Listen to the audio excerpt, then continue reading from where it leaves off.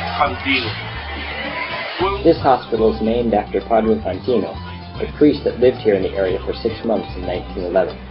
The hospital opened in its current location in 1954 on July 6th and was built over an old baseball stadium. Today the hospital is a provincial hospital serving all of the province of Monte Cristi.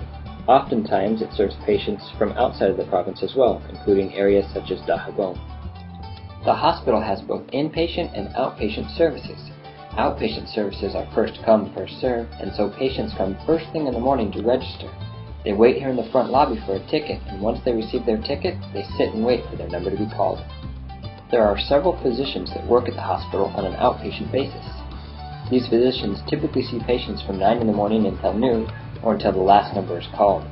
Specialists such as cardiologists or orthopedists only provide clinic hours 2 to 3 days a week. There is also a lab for tests such as blood work, all of which is free to patients.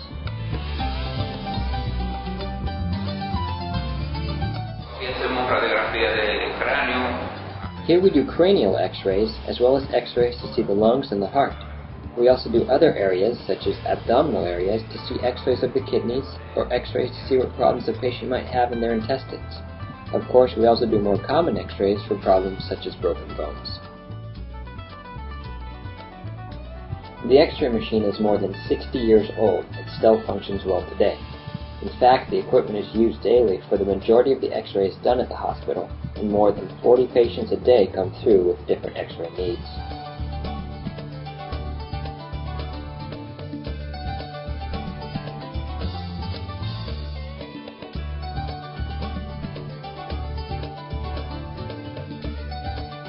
This is the only machine that still has a functioning movable table that stands for vertical x-rays and is used for various different x-ray studies in the hospital.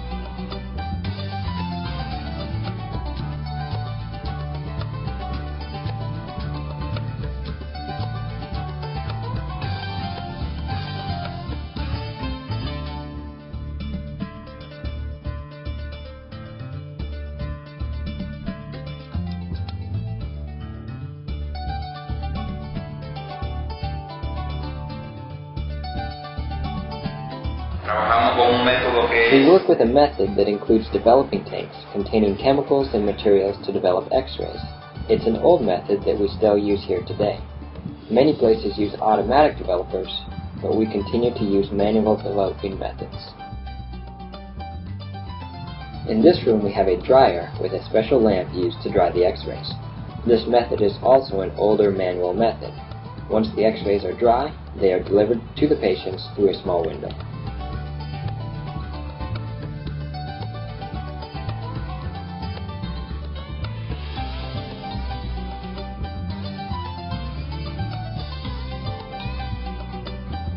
The hospital pharmacy provides free medications to the patients seen in the clinic, both outpatient and inpatient.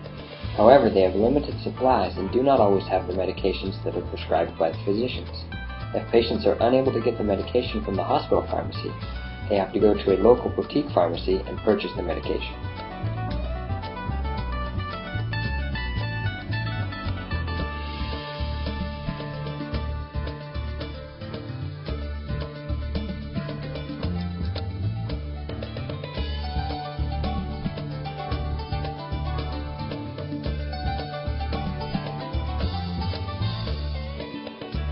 The hospital has 114 inpatient beds.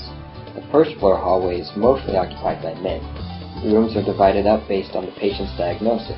For example, one ward is for surgery patients, one for diabetic patients, and one for general medicine.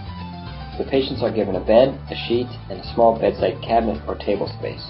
They share rooms with up to 6 to 8 patients at a time. Food is provided for lunch and dinner, but most patients bring in supplemental food and drinks. The last 2 rooms on the first floor are dedicated to pediatric patients, 11 beds in total. There are some cribs used for inpatient infants. The patients have a basic chart while they are inpatient. The physicians rotate inpatient services, so one patient may have several physicians seeing them while they are staying at the hospital.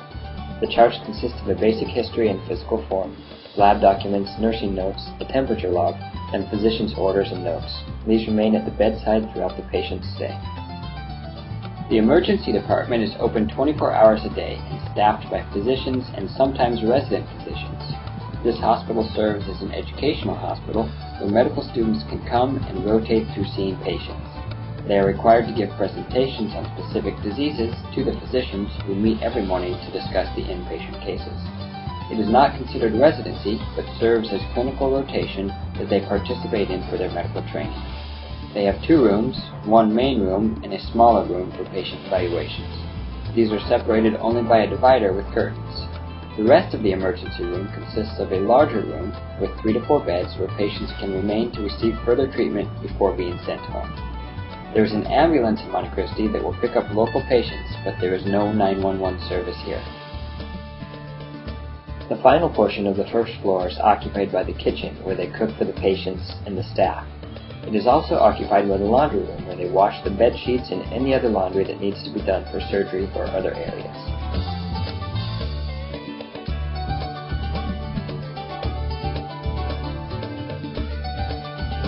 The second floor of the hospital is for the women that are inpatient. Again, they are split up by their illnesses, so surgery patients, diabetic patients, and general medicine patients are in separate rooms. There are also 2 maternity rooms, one for women that have had C-sections and are recovering from surgery with their babies, and another for women before and after delivery with their babies. These rooms offer a little more privacy and some small walls between each bed. The hospital does have an NICU that was built in 2007, but has only been used once since its time of inception. The remainder of the second floor is the area for surgery. Outside of the surgery doors is the area for sterilization. All tools and equipment are cleaned here and wrapped to store until used again. It is strictly prohibited to enter the surgery area, except for authorized personnel. On the wall there are always gowns and caps for people that enter, and inside there are several different areas. There is an area for delivery which has a special cabinet devoted to HIV and AIDS medications used to protect the infants as they are born.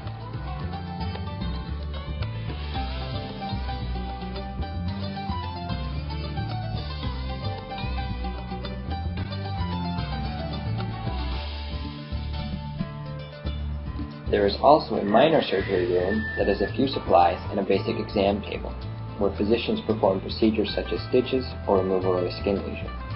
Often simple procedures that can be done in a family practice office in the States or Canada. There are 2 main operating rooms in the hospital. The scrub area is located just outside the 2 main ORs. The main OR has air conditioning, good lighting, a ventilator, and other supplies you would find in the States or Canada. The second OR is not as newly furnished, but still has suitable equipment for doing surgery. Typically, surgeries done here include gallbladder removal, cyst removal, appendectomies, hernia repairs, and C-sections. No major surgeries are performed, such as open heart surgery. Patients are sometimes required to pay for a portion of their surgeries.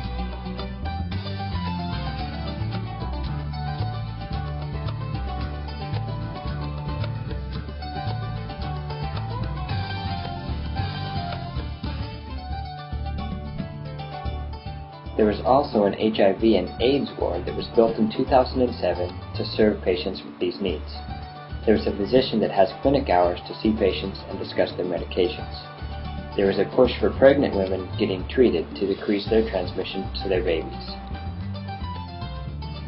One of the most intriguing and eye-opening places in the hospital is the area where patients' charts are stored. Each patient that comes to be seen on any given day receives a ticket with a number on a small color-coordinated piece of paper. There is a duplicate of each ticket that is attached to the patient's chart. When the patient arrives, they give their name to the lady at the desk. Then the patient's name is found on an index card that is filed alphabetically in drawers. On each card, there's a chart numbered. Workers then search among the shelves and piles of charts to find that specific number. Then piles of charts are made for each physician with the patients that they will be seeing that day. For example, if a woman bringing her child in to see a physician, or one of 3 physicians, she might receive a green ticket with the number 4 on it. Her child's chart is then pulled and stacked into a pile with the other 18 patients that the green physician will be seeing that day. The charts are stacked on the desk in the consult room, and one by one the physicians go through seeing every patient. These charts are 40 years worth of patient records.